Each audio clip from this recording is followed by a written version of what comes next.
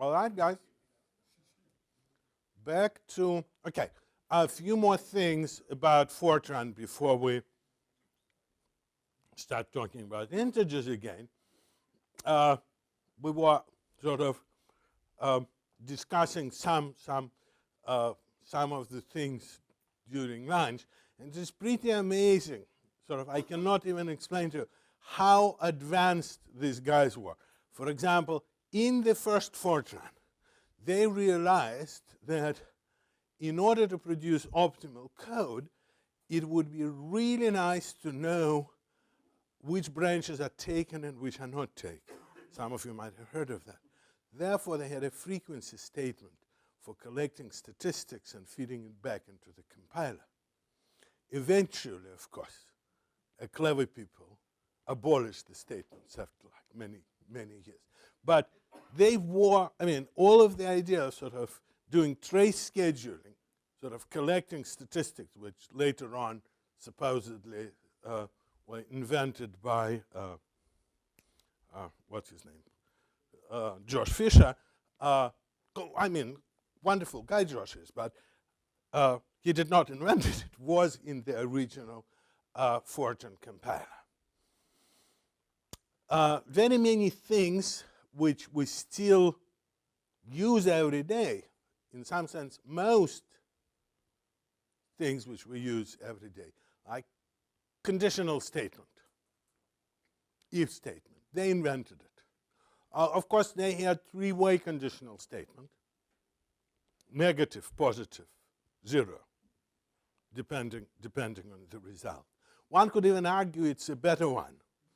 I would argue later in the course that in many respects it's a very useful statement like that. But from their point of view, it was a natural thing because that's what computer did. They were still trying to lift abstractions from the machine, not to invent their own. They invented do statement, which all of you know as for, basically iteration. And they invented the most, they didn't invent, but they introduced into the language the most important data structure there is. What's the most important data structure? Jack. Well, they didn't invent vector. Was the most important. Okay, second, array, yes. They sort of realized that array is the fundamental data structure. And one of the things which we'll be showing to you is that we will eventually say that there are multiple ways of programming. Two roads. One good road, and that's road of using arrays. And bad road, which is using lots of little objects all alike. We'll call the first road, we will call Fortran road. And the second road we will call Smalltalk road. That is, and you could, in some sense, you could write Fortran very well in Java. Or you could write Smalltalk very well in Java. And you will get what you deserve in both cases. So, or in C++. C++ sadly allows you both roads. And there are very many proponents of at least the pernicious road. The first road, the road of Fortran, is somehow not glamorous. And I am probably the last living defender that it is a good road, that arrays are good, that Fortran programming, or programming in Fortran style, is a good path to go. Okay? And in some sense, you know, I'm going to disappear soon, so it will be forgotten. All of you will be here writing lots of little objects all alike, passing messages. Okay. People who really do care about performance know these things. I mean, if you go to people who are writing code to, simulate airflow around an airplane, they know this. They know how to write code so that it runs fast, because if they don't, then it doesn't work. They need to run at that speed. This is the way they write code. It's all arrays and no objects. I suspect that in crucial applications, even if you take, say, Lucino, which I know nothing, that the central parts of Lucene are going to be Fortran. Right? Here's Lucene expert, and he nods his head. So it is, and we will demonstrate that sort of a remarkable fact that Java allows you to be almost as performant as Fortran or as C, right? If you know what you do. Sort of.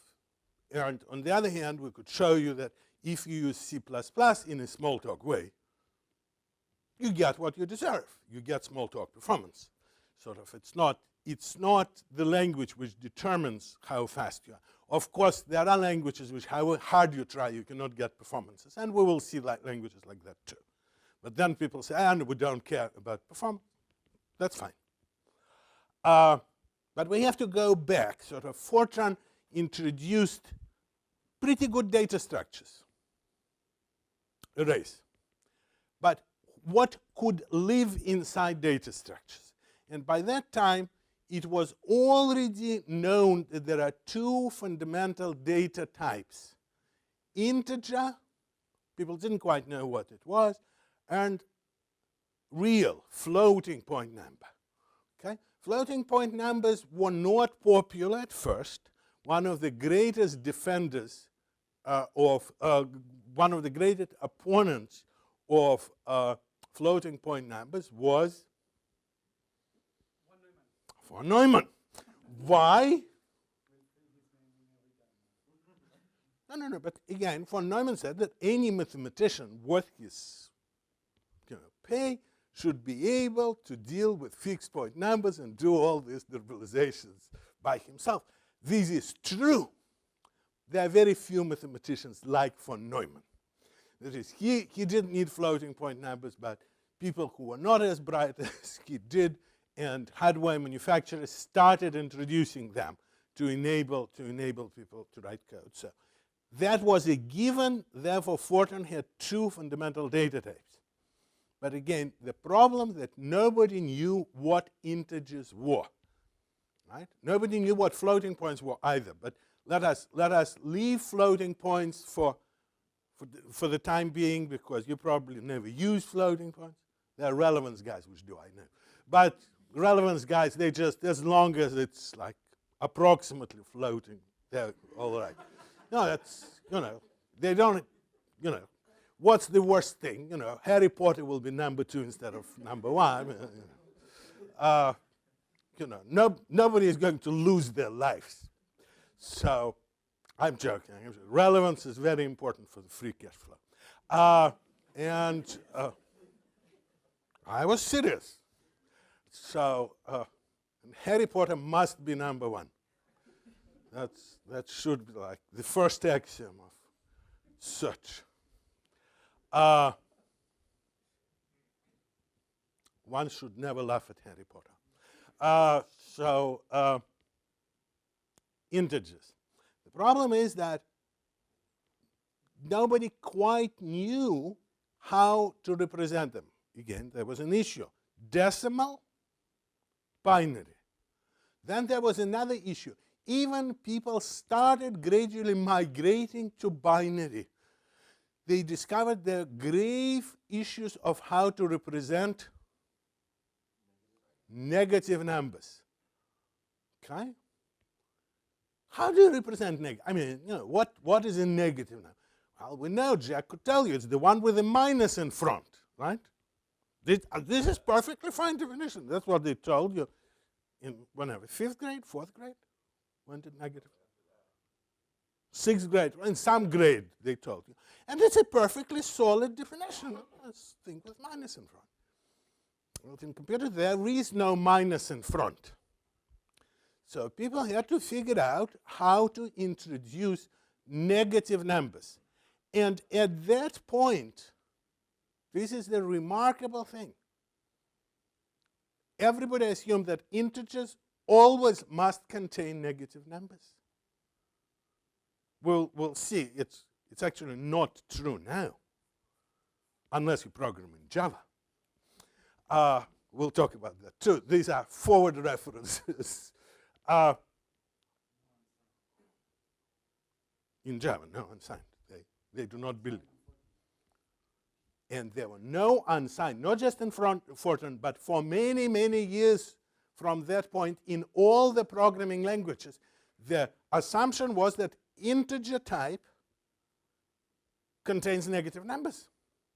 And the negative numbers were totally all over the place because there were computers representing minus negative things different ways. There are 3 ways everybody needs to know. What are 3 ways everyone needs to know? Complement 2. 2 complement. Signed bit or sign magnitude, a more common way of referring that you have sign and magnitude. And if there are 2 complement, then there should be 1 complement. They're different, yes? So what is the simple way of describing 2 complement?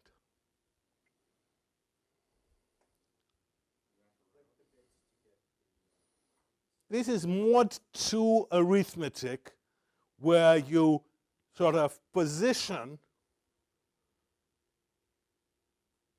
your negative numbers at roughly half the range.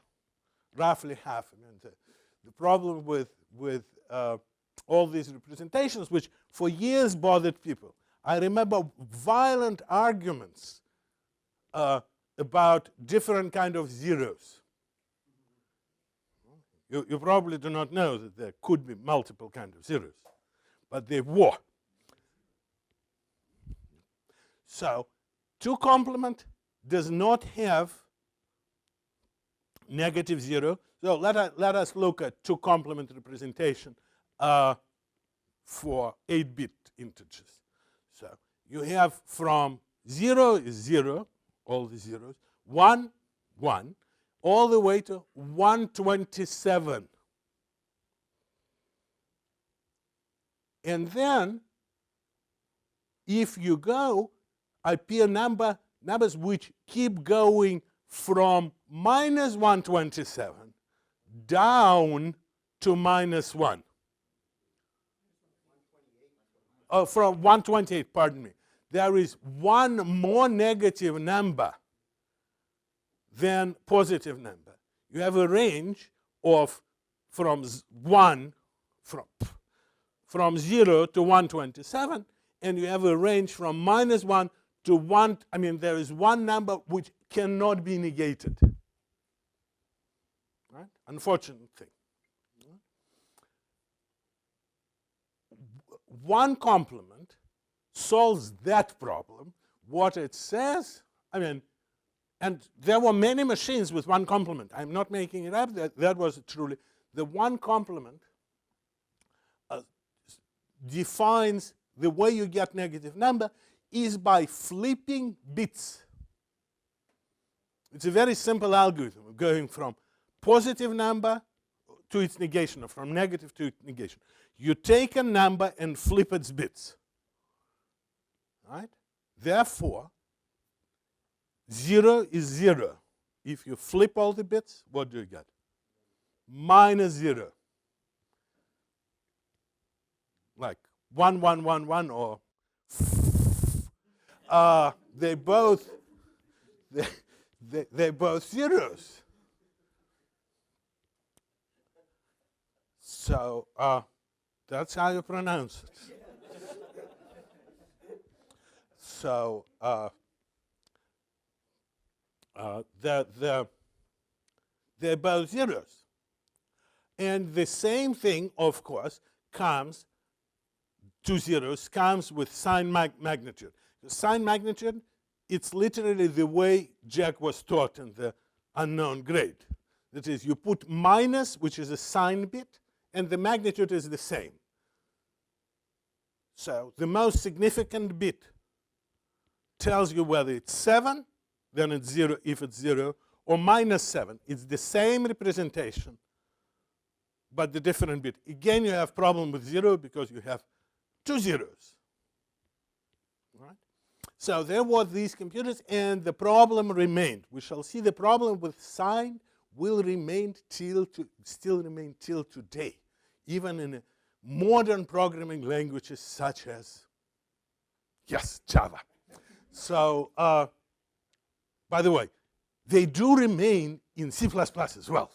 So we shall see that integers is still a mysterious things which are not well understood.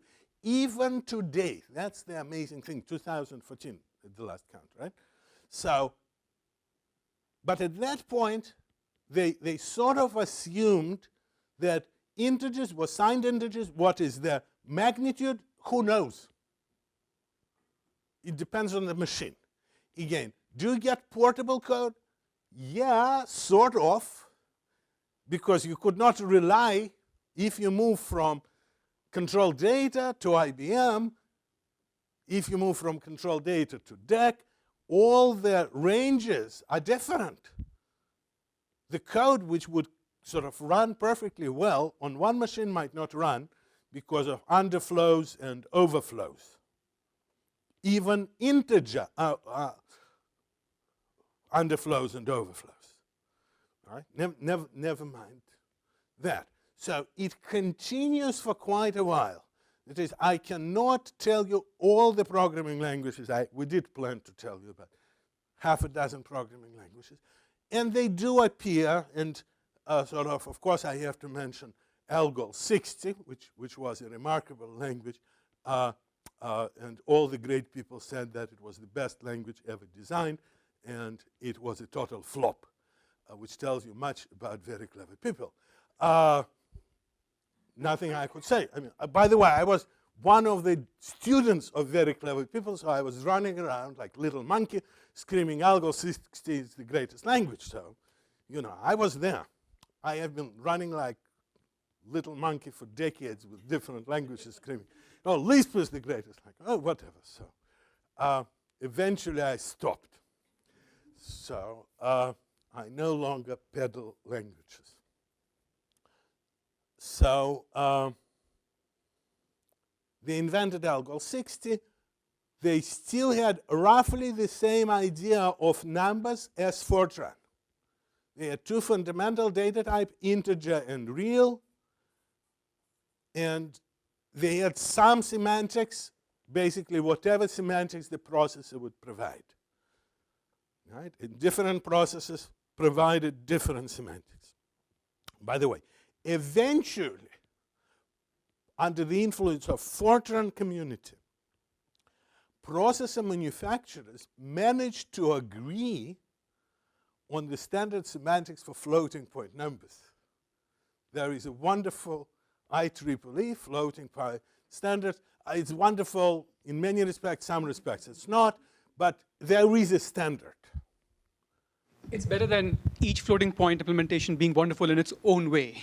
Yes. No, and it is much more correct. I mean, it was done. Khan, the guy who designed it, is truly a remarkable guy, well deserved his Turing Award. And it was a remarkable accomplishment. The fact that I say it's still not perfect, well, you know, we live in the world where sort of any moment you still, there are ways to improve things. But nothing like that happened with integers. So, because nobody even saw what the problem is. And it was hard to state what the problem was till people came up with the need of seeing bits. That is, because if you don't see bits in an integer, it's hard to see what the problem is. And one of the things which came from Fortran through Algol, through many other languages, was you have to hide bits. Bits are bad. Right? Which actually caused remember the statement by Lazarov to young me that nobody would use high order language for any system thing. What he actually meant was that till you could touch bits, you couldn't do serious programming. And while languages hide bits, he didn't say that. He just offhand rejected programming languages. But in the middle of 60s, many people started trying to find a way to provide high-level language which would enable you to actually do real programming, not just numerical methods, to get to bits. And I will have to abbreviate the story. But the story came in multiple, there was a remarkable attempt at IBM to design a universal programming language. It's usually laughed upon. People sort of criticize it, say it was a monster, and it was a monster. But nevertheless, it was a remarkable attempt. It was called PL1. Which is, here come these guys, observe how important IBM is. Whatever, Fortran, whatever, the universal machine architecture, everything comes from IBM. Many, many very good ideas came from IBM. So they designed PL1, and the idea was to take Fortran, COBOL, and potentially the need of systems programming and merge them together. Since they wanted to maintain sort of everything, it was indeed a very, very large and unwieldy language, but it was capable of system programming. One of the most remarkable failures in systems programming was done in PL1. What do I mean? Not you, not you. The most remarkable and influential disasters which happened in late 60s was a great operating system which failed. What was it called? Multics, very good. Yes? It was design of Multics. Multics was, again, these were the times where people still believed we'll do this ultimate thing. We'll design this ultimate programming language like PL1, we'll do everything. And then the same people come and say, we will design Multics, the operating system for the future. It will be a computing utility which will run the cloud. Not bad for 1967. And they described this vision that there will be this like telephone, there will be this cloud, you just plug the wire and use of that. Wonderful stuff. And some Vig Vysotsky was one of originators of the vision. The second, he was with Bell Labs. The second name to remember was Fernanda Corbater, an MIT professor who looked very funny. You seen him? Does he look funny? Bow tie, beard, whatever. He looks as if he's an artist.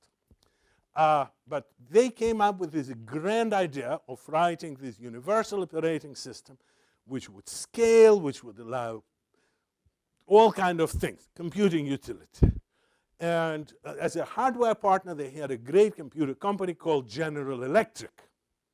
General Electric was a computer company at that time. Right through at the middle of the development of Multics, they of course figured out that computer industry is not going anyplace. The market is totally saturated, so they made the decision to sell their computer business to Honeywell, because what's the point? It's over. 68, it's nothing interesting from that point, which tells you something about. This is supposedly the best managed company in the world ever.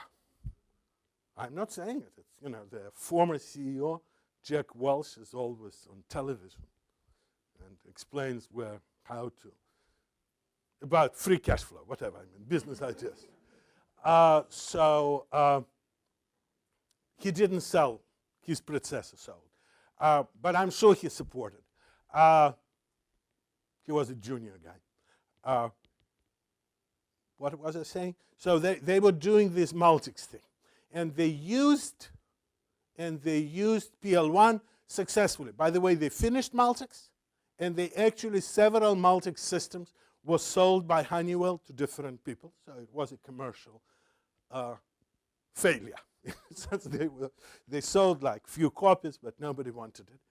But of course, it was a glorious failure. Why was it a glorious failure? Because they had two junior programmers working on it. Remember, it was Bell Labs, MIT, and General Electric. Three 3 groups of people. And to work on this project, they hired 2 programmers, especially they hired Harvard dropout and Berkeley dropout. Their names were Ken and Dennis. Right, so do I have to? So, no, okay. So in many respects, it's their experience with Multics which led to UNIX. And of course, UNIX was a pun on Multics. It was also a pun on something else. So it was a multi-pun name. But so that was the first language, was PL1. Then there was a language which my friend Paul programmed called PLC. PLS, pardon me. PLC was a language done at Cornell, by the way. But no, PLS was a language which IBM guys, sadly enough, they never released it. But it was a sub-superset of PL1 for systems programming. Very good, by the way. Which was used by IBM to do their systems programming through the 60s, end of 60s and 70s and well into the 80s. I do not know if it's still around. And, so did these languages, did they have bits? Yes, they did have bits. For example, Paul was one of the members of the team who wrote the first, I would say the first relational database system, System R, at IBM over there, what is called IBM San Jose or Almaden. So, and they did it in PLS.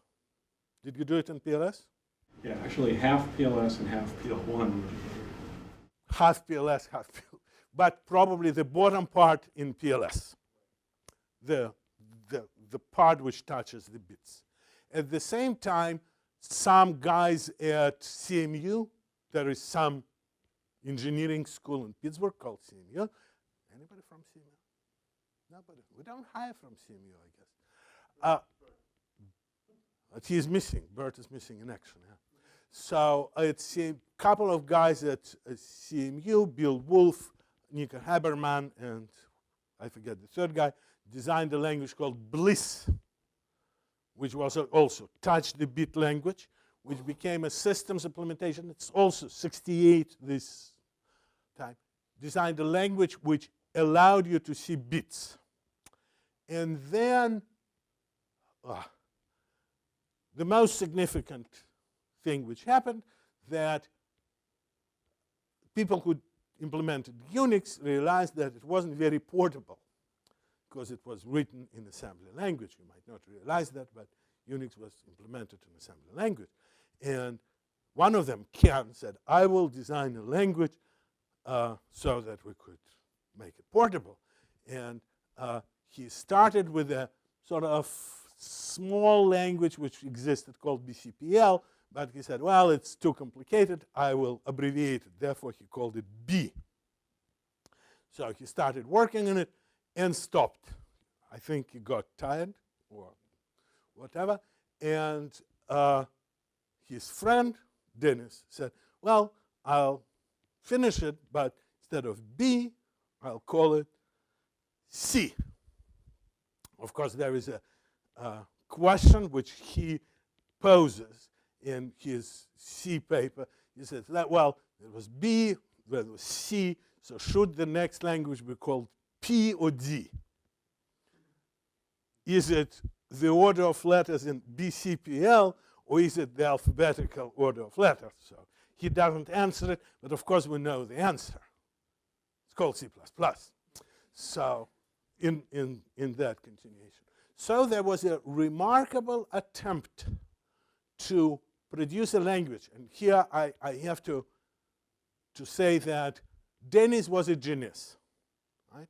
He is not acknowledged to be a genius. People say that he didn't know how to design syntax, and I'll grant you that. He did not know how to design a syntax. The sort of declaration of a pointer to function in C, I cannot defend that. For one very simple reason, I can never write one. I've been writing them for I don't know how many years, 40 years. I cannot write one. I have to go and look. Eventually I do it. And there are many other things. Right? Sort of C is not the prettiest language in terms of the syntax. And it's very hard to parse.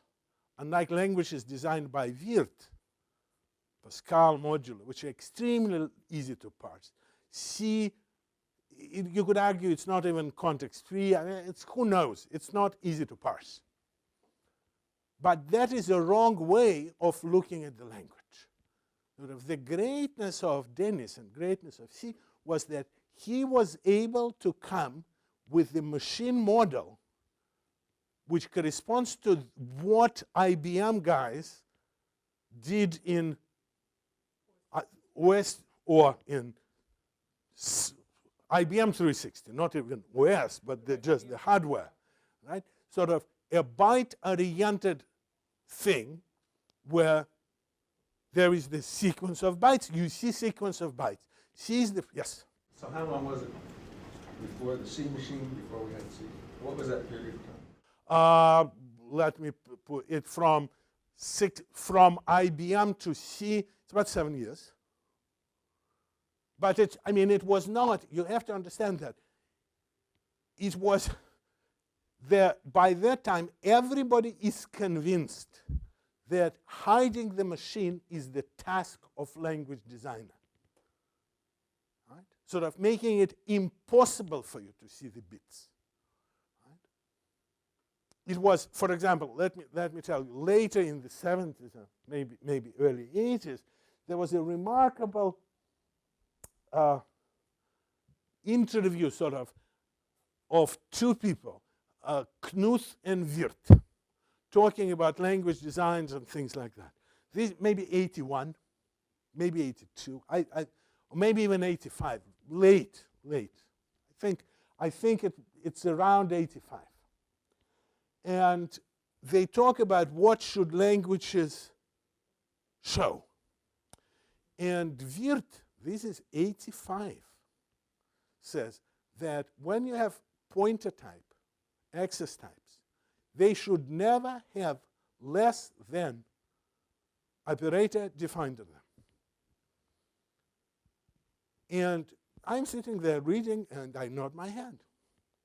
Because of course. That's an evil thing. You should never compare them. Right? And then Knuth says something, which this is a little remark which changed my life. Whenever it was 84, 85, I read this remark and something clicks. Because Knuth says, and if you have bunch of pointers to records, you cannot use binary search, right? If you do not have less than, you can. Therefore, you should always use linear search to find whether a given pointer is in an array. And suddenly, Wirth's argument collapses, at least for me. Sort of, they didn't go deep, but I understood the total silliness of the argument. Sort of the argument saying that something machine could do, but I have to put a wall so a programmer cannot get to it. I found out that it's a silly argument. Of course, if machine could compare two pointers, by the way, for all of you, machine can compare two pointers. You shouldn't hide it. I had a major battle for many years with the C++ Standard Committee because those brilliant people said, you should not be able to write less than for void stars. And, you know, I argued and argued. Eventually, there is a compromise now. This is only in the weird world of the standard committees. They won and I won. Meaning, you cannot write, if you have void star, maybe I'll trust param, void star, ij.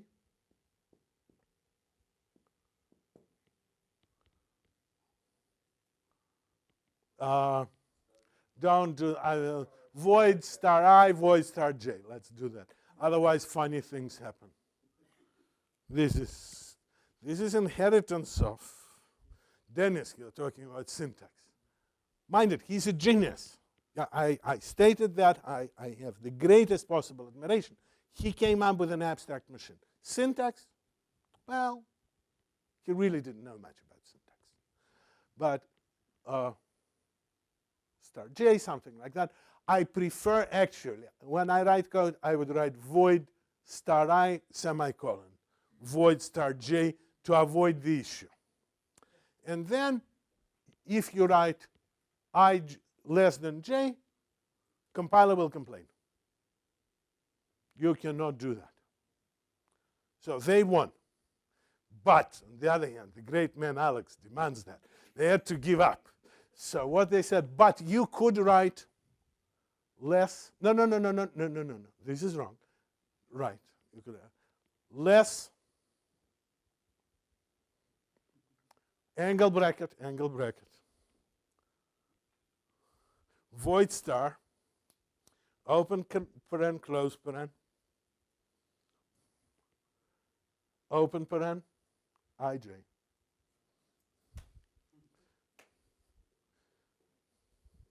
Well, you know, and people criticize Dennis for ugly syntax. They are identical, of course, right? Because this thing, in general, for T, just means that. But one is not allowed, one is illegal to satisfy wird follows. The second one is legal to satisfy Knust follows. So, you know, we make everyone happy. Yes? What? Nothing to do with it. I was there. Wasn't the part of it. The thing started with just, you know, okay, the argument, do you really want to know? Okay, I'll tell you. It's a little bit interesting. People legitimately believe the following, believed the following, that I is less than j for pointer type is equivalent to 0 less than j minus I.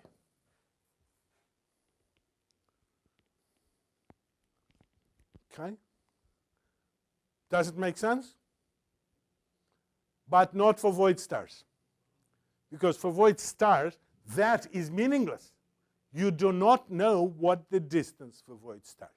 So the argument was that how could you define this if this is undefined?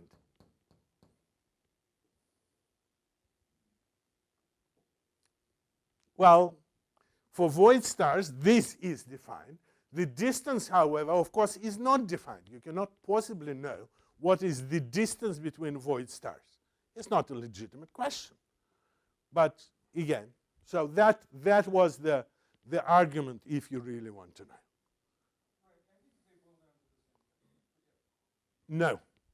No, it has nothing with saying. I mean, this has to do, the issue goes back to NCC, where segmented memory was not, I mean, it was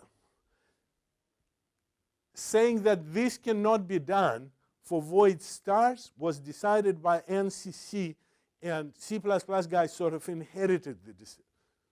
Just whatever. This is what I remember. You remember differently, so be it. Are they worried about negative sizes of objects? I mean, whatever it is,